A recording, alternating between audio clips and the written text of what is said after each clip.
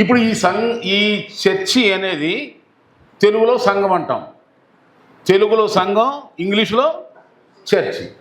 ఇది అభివృద్ధి ఎలా అవుద్ది అని మనం ఆలోచిస్తే మీకు 3-4 విషయాలు చెప్తాను. చూడండి, అపోస్తుల కార్యం గ్రంథం 1వ అధ్యాయంలో, అపోస్తుల కార్యములు 1వ అధ్యాయంలో 14లో ఏముంటుందంటే, వీరందరూ వీరితో కూడా స్త్రీలు, యేసు తల్లి మరియ సహోదరులు ఏక మనసుతో ఎడతెగక ప్రార్థన చేయుచుండిరి. చూడండి, యేసుప్రభు చనిపోయి తిరిగి లేచిన తర్వాత వాళ్ళందరితో చెప్పాడు. మిగిలిన ఆయనతో కూడా ఆఖరికి మిగిలిన 120 మంది. ఆ 120 మంది ఏం చెప్పంటే, మీరు ఆదరణకర్త అయిన పరిశుద్ధాత్మను మీరు ఆత్మతో నింపబడే వరకు కూడా మీరు ఇక్కడే ఉండండి, ప్రార్థన చేస్తూనే ఉండండి.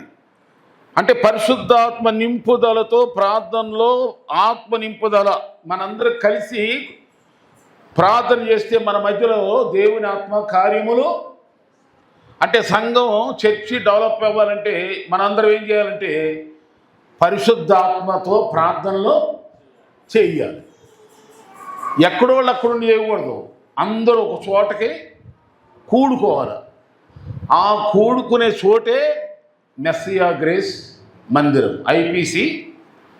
చెప్పండి, ఇప్పుడు మందిరంలోకి వచ్చాం కనుక అందుకనే 2 రోజులు ప్రత్యేక ప్రార్థనలు ఏర్పాటు చేసి కలిసి మనం ప్రార్థన చేయాలి అని ఏర్పాటు చేసాం అనమాట. అందరు కలుసుకోవటం, కలుసుకొని ప్రార్థన చేయాలి. సంఘం అభివృద్ధి అవ్వాలి అని ఆశించే, కాంక్షించే బిడ్డలారా, నిజంగా దేవుని సంఘం చర్చి డెవలప్ అవ్వాలని మీకు ఇష్టమైతే నిర్ణయించబడిన ప్రార్థనలో కలిసి ప్రార్థనలో ఏకీభవించాలి. ఒకటి ఏమండి. ఇక రెండవదిగా మనం ఏం చేయాలంటే, రెండవదిగా మనం ఏం చేయాలంటే బోధలో, ప్రార్థనలో మనం ముందుకు సాగిపోతూ 42 అంత చదివించిన కానీ 42 చూడండి. అక్కడ ఏముందంటే, వీరు అపోస్తుల బోధ యందును సహవాసమందును రొట్టె విరుచుటిన ప్రార్థన చేయ ఎడతెక్కకుండా ఉన్నారంట. ఇది 2వ అధ్యాయం 42వ వచనంలో. దానికంటే ముందు ఏమైందంటే, ఇది పరిశుద్ధాత్మతో నింపబడిన తర్వాత ప్రార్థన చేసిన తర్వాత పేతురు గారు ప్రసంగం చేస్తున్నాడు. వాక్యం చెప్పేటప్పుడు మిగతా వాళ్ళందరూ ఏం చేస్తున్నారు? ఏకీభవిస్తున్నారు. ఇప్పుడు నేను వాక్యం చెప్తున్నా, మీరందరూ ఏం చేయాలా? నాతో కూడా కలిసి ఏకీభవించాలి. వాక్యం చెప్పేటప్పుడు ఏకీభవించాలి. అందరూ కూడా చదివేవాడు చదవాలి, గ్రహించేవాళ్ళు గ్రహించాలి, తెలుసుకోవాలి. ఎందుకంటే దేవుని ఆత్మ, దేవుని సేవకుడు మనతో మాట్లాడుతున్నప్పుడు మనందరూ గ్రహించుకోవాలి. ఇక 3వదిగా ఏం జరిగిందో చెప్పండి. ఇక 3వదిగా స్టార్ట్ అయింది దేవుని కార్యం. ఎప్పుడైతే వినండి, కలిసి ప్రార్థన చేస్తారో ఒక సంఘం, అందరూ ఒక చోట చేరుకొని కూడుకొని ఏక హృదయంతో ప్రార్థనలు ఎప్పుడు చేస్తామో, రెండవదిగా దేవుని యొక్క వాక్యాన్ని ఎప్పుడు బయటికి వెళ్ళగొడతామో, అంటే ప్రకటిస్తామో, అప్పుడు ఏం జరుగుద్దంటే, ఇప్పుడు చదవండి 37 వచనంలో ఉంటుంది చూడండి. అక్కడ 37 వచనంలో ఆ వాక్యం విన్న ఇతరులు ప్రజలు వారేమన్నారు చదవండి. అది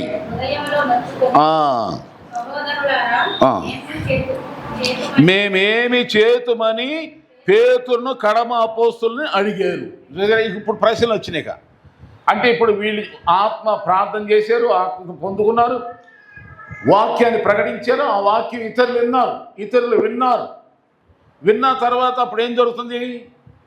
ఇక ప్రశ్న, సహోదరులారా, ఓ పాస్టర్ గారు, విశ్వాసులు, మేమేం చేయాలి మాకు కూడా చెప్పండి అని వాళ్ళే హృదయంలో పొడబడి మాటలు, దేవుని గురించిన సువార్త హృదయంలో గుచ్చుకొని అప్పుడు వాళ్ళు అడుగుతున్నారు ఏం చేస్తున్నాడు. అప్పుడు చెప్తున్నారు పేతురు గారు, మీరు మారుమనసు పొంది బాప్తిసం పొంది పరిశుద్ధాత్మ అనే వరమును పొందుకోండి. ఇంకా కిందకి వెళ్ళిపోతే మూర్ఖులకు ఈ తరం వారికి వేరైపోయి రక్షణ పొందండి.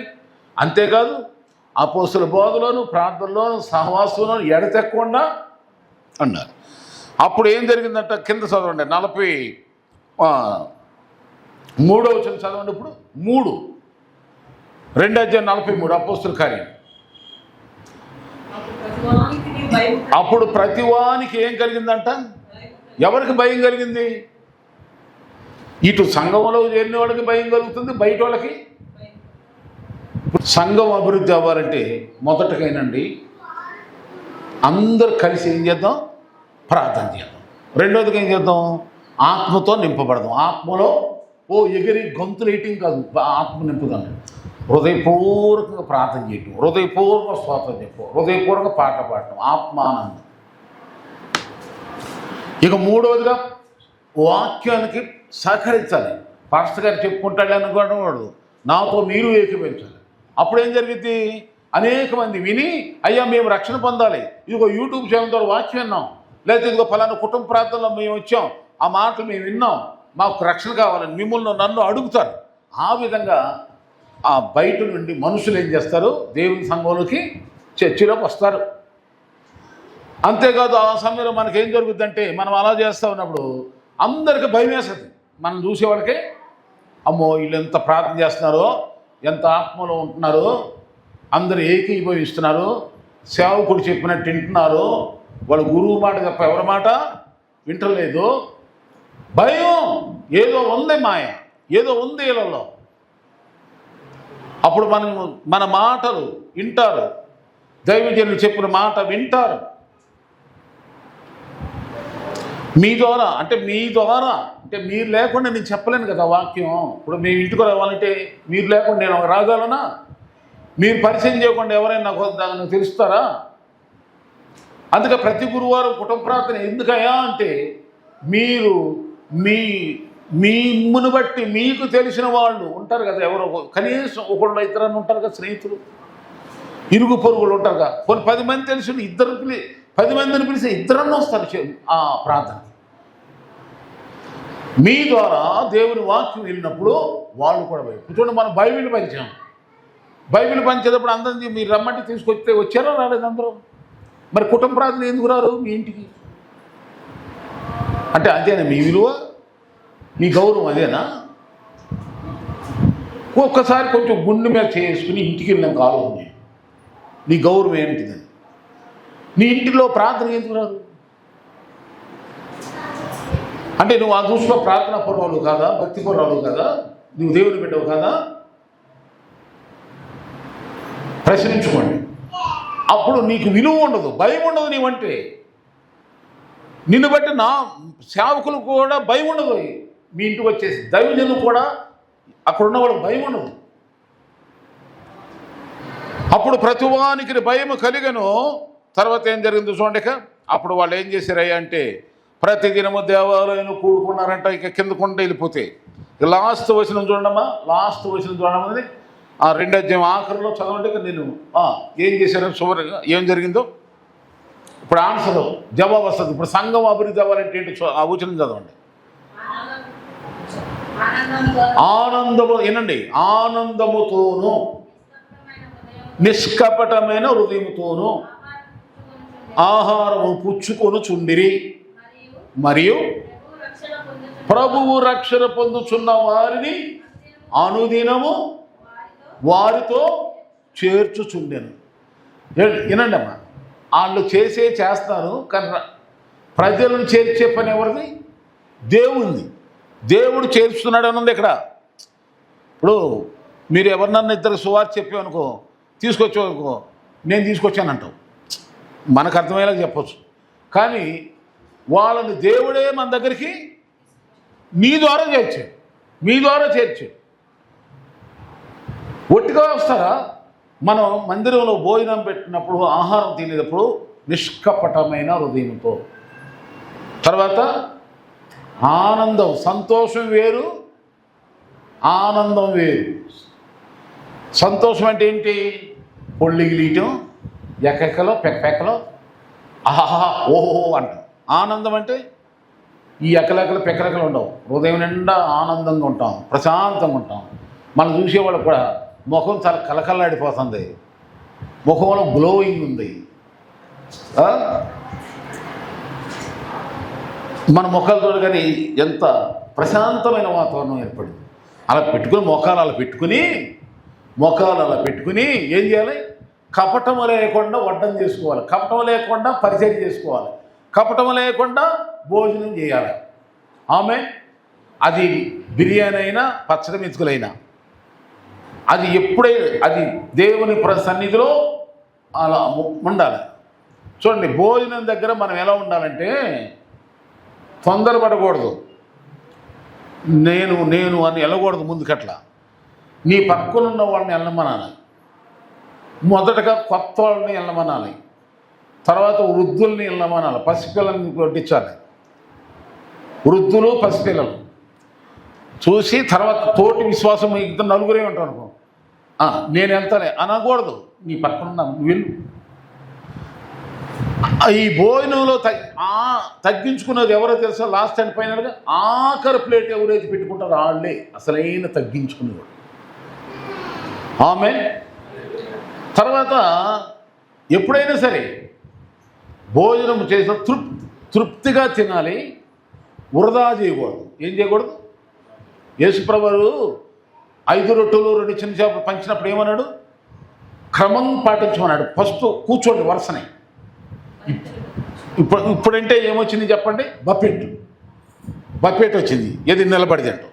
కానీ ప్రారంభంలో అసలు ఎలా ఉందో భోజనాలు, మనం బంతి భోజనాలు పెట్టుకునే వాళ్ళ అందరూ కూర్చునేవాడు. అది నేల అయినా మట్టి అయినా సరే కిందే కూర్చునేవాడు.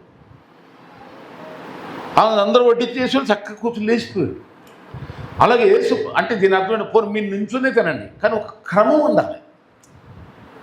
భోజనం దగ్గర ఆ గుమ్మం అని ఉండదు, గేట్ అని ఉండదు. ఇక్కడ భాస్కర్ వస్తాడేమో, మగవాళ్ళు తిరుగుతారేమో, దారి ఏం చూడరు. యేసు కూర్చోవడమే, వెనక ముందు చూడకుండా పోయారు. కూర్చునేటప్పుడు నిలబడిన తిన్నా ఒక క్రమాన్ని పాటించాలి. క్రమం నేను సొంతంగా చెప్పట్లా, బైబిల్ యేసయ్య చెప్తున్నాడు. తర్వాత ఏం చేశాడు? తృప్తిగా తినమన్నాడు. మూడోది ఏమన్నాడు అక్కడ? వృధా చెప్పండి, వృధా పిల్లలేనండి మరి ఎంతో కష్టపడి ఎంతో ఖర్చులు పెట్టుకుని చికెన్ కూర వండుతారు. ఆ మొక్క ఆ పీసులు మీకు ఇష్టం లేదు, నమ్మలేకపోతారు. ఎవరికి వేయలేదు, తీసుకెళ్ళి అసలు వేసుకునేటప్పుడే ఉండాలి. నేను తిన్నాను చెప్పాలి. ఈ దేవుని సొమ్ము జాగ్రత్త. ఒక మెతుకు విషయంలో కూడా దేవుడు లెక్క అడుగుతాడు. అంత కష్టపడి వడ్డిస్తారు. ఇక్కడే కాదు, వినండి, నిజంగా మనం క్రైస్తవం అయితే ఎక్కడున్నా సరే అక్కడే చూస్తారు అసలు మీరు నిజమైన దేవుని బిడ్డలా లేకపోతే అసలు ఏంటి, అసలు మీ బిహేవియర్ ఏంటి అక్కడ అర్థమైపోతుంది.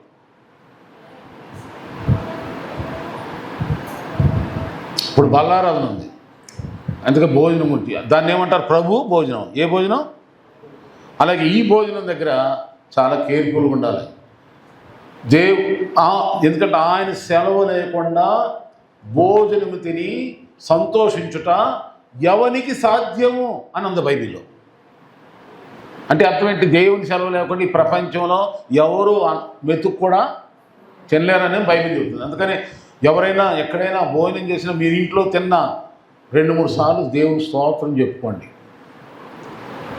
ఆమేన్. అందుకని మన హిందూ సోదరులు ఏమంటారంటే అన్నము పరబ్రహ్మ అంటారు. ఏమంటారు? అంటే దేవుడు అంటారు. కొన్ని సూక్తులు మంచివి ఉంటాయి. దేవుని స్తోత్రం. మనం ఇంకా అంతకంటే జాగ్రత్తగా ఉండాలి భోజనాల విషయంలో. కనుక క్రమాన్ని పడి కానీ ఆనందముగా ఉండాలి, కపటము లేకుండా ఉండాలి. తర్వాత ఇంకెలా ఉండాలంటే అప్పుడు ఇలాంటి క్వాలిఫికేషన్స్ మనలో కనపడ్డప్పుడు ప్రభువే ప్రజల్ని తీసుకొస్తాడు, ఇక్కడికి చేరుస్తాడు. మనలో క్వాలిటీస్ కనపడకుండా ఉంటే ఎవరు వస్తారు దేవుని దగ్గరికి? ఎలా నడిపించబడతారు వాళ్ళు? ఎవరు? ఒక నక్షత్రమే దారి చూపిపోతే జ్ఞానులకి దిక్కుందా? అలాగే నమ్మిన రక్షణ పొందిన దేవుని ప్రజలారా, మీరు దారి చూపిపోతే ఎవరికి తెలుసుద్ది? మరి మీరు దారి ఇప్పుడు కాదయ్యా నేను తర్వాత చూపిస్తానంటే ఈలోగా ఎంతోమంది నశించిపోతారు. నీకు తెలిసిన వాళ్ళు, నీ బంధువులు, నీ స్నేహితులు, వాళ్ళ గురించి దేవుడు నిన్ను లెక్క అడుగుతాడు. నువ్వే సరిగ్గా ప్రార్థనలో ఉంటలా, నువ్వే అసలు బైబిల్ ఏం చెప్తున్నా? ఆది కాలంలో పగలంతా పని చేసుకున్నా సాయంత్రమైన అందరూ కూడుకునేవాళ్ళు మందిరంలో, తప్పక కూడుకునేవాళ్ళంట. ఎవరికైనా పెట్టే ఓపుకుందనుకో కపటం లేకుండా పెట్టేసి ఓపిపోయి వాళ్ళ ఆస్తులున్నా సరే ఎవరికి ఉంటే వాళ్ళు తీసుకొచ్చేవాడిని. ఈ వంతు రావాలి, నా వంతు రావాలి, ఈ వంతు అని ఎదురు చూసేవాళ్ళు కాదు. నేను సేవలోకి వచ్చినాక కూడా నా హయాంలో కూడా నేను కొన్ని స్థలాల్లో సేవ చేసినప్పుడు ఎప్పుడు ఒకే బ్రదర్ని తీసుకొచ్చి పెట్టేవాడు. ఎప్పుడు ఆయనే వద్దయన లేదు, నేను పెడతంటే నన్ను దేవుడు ఇస్తున్నాడు అనేవాడు. అతను వడ్రంగి పని చేసేవాడు.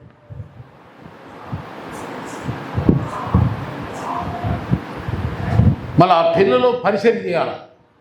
ఇప్పుడు ఆ పిల్లలతో బయట దేశానికి వెళ్ళిపోయారు ఉద్యోగాల కోసం, కోటీశ్వర్లు అయిపోయారు. దేవుడు ఊరుకోడు కదా, ప్రతిఫలం ఇవ్వకుండా ఊరుకోడు ఆయన. నాకెందుకు వాళ్ళకి వీళ్ళకి ఎందుకు భోజనం పెట్ట అనుకోలేడు. కపటం లేదు, ఉంది, పెట్టేసేయి. దేవునికి స్తోత్రం కలుగును గాక. హల్లెలూయా చెప్పాలి గట్టిగా స్తోత్రం. మరి మీరందరూ కూడా ఈ మాటలు పాటించండి, మీరు ఆశీర్వించబడాలి. దానికి సంఘం అభివృద్ధి పొందాలంటే ఏక మనసుతో కూడుకుని ప్రార్థన చేయాలి, అంతే తప్ప క్రియాపూర్వకము లేకుండా, క్రియలు లేకుండా మనం చేయవద్దు. ఒకటి తర్వాత మందిరమును కట్టాలని దేవుణ్ణి అడుగుదాం, దేవుడికి సాయం. సంఘం అభివృద్ధి అవ్వాలంటే నువ్వు కూడుకోవాలి, ప్రార్థన చేయాలి. సంఘం అభివృద్ధి అవ్వాలంటే ఆత్మలో ఆనందించాలి, పరిశుద్ధాత్మతో నడిపించబడాలి. సంఘం అభివృద్ధి పొందాలంటే దేవుని సేవకులతో సేవలో ఏకీభవించాలి. సంఘం అభివృద్ధి అవ్వాలంటే కనీసం ఆ ప్రారంభ దినంలో ప్రతిరోజు కూడేవాడు. పోనీ ప్రతిరోజు కాకపోయినా నిర్ణయించబడిన వారంలో 2-3 సార్లు కలవాలి. సంఘం అభివృద్ధి అవ్వాలని కోరుకున్నవాడు మాత్రమే చేయండి ఈ పని. పెద్ద మాటికి నేను ఏదో నేను చెప్పటం మీకు అర్థం కాబట్టి వద్దు, వాక్యానుసారం చెప్పేస్తాను మీకు. ఏక మనస్సు కలిగి ప్రతిదినం సంఘంలో కూడుకొని ఉంటే ఏదైనా ఉంటే, ఇప్పుడు చూడండి 2 రోజులు మా దగ్గర ఏదో డ్రింక్స్ ఇస్తాను, పోనీ అదైనా ఏదో ఒకటి వీళ్ళు ఇవ్వాలి వాళ్ళే పెట్టాలని ఏం లేదు. మనకి కలిగి ఉన్నప్పుడు ఏదైనా ఉంటే షేరింగ్, ఓ ఛాయో ఓ బిస్కెట్టో లేదన్నా, అది లేదనుకోండి మనం ప్రార్థన చేసి వెళ్ళిపోవడమే. వెళ్ళిపోయినప్పుడు ఏం జరుగుద్ది, ఇక దేవుడు కార్యం జరుగుద్ది. దేవుడు ఏం చేస్తాడు అప్పుడు, మనం అంటే అందరికి భయం కలిగేలా చేస్తాడు. తర్వాత ప్రజలందరినీ దేవుని దగ్గరికి ఆయన నడిపించుకుంటాడు. ఏం చేయకుండా సంఘం పొంగి పొర్లిపోవాలి. సంఘం అంటే ఏంటంటే పొంగి వనగానే అయిపోద్ది కదా, నిండిపోవాలంట. ఆమేన్.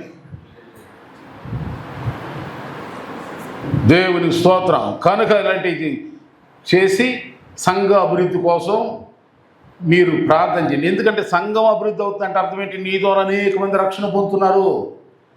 ప్రభు అదిగో నా బంధువులు, నా ఇంటోళ్ళు ఫస్ట్ నీక ఏనండి పరలోకమునకు వెళ్ళాలి. నీ కొడుకులు, నీ కూతుళ్ళు, నీ మనమరాలు, నీ బంధువులందరూ కూడా వెళ్ళాలని మీరు బాగా ఇష్టపూర్వకంగా కోరుకోండి. ఆమేన్.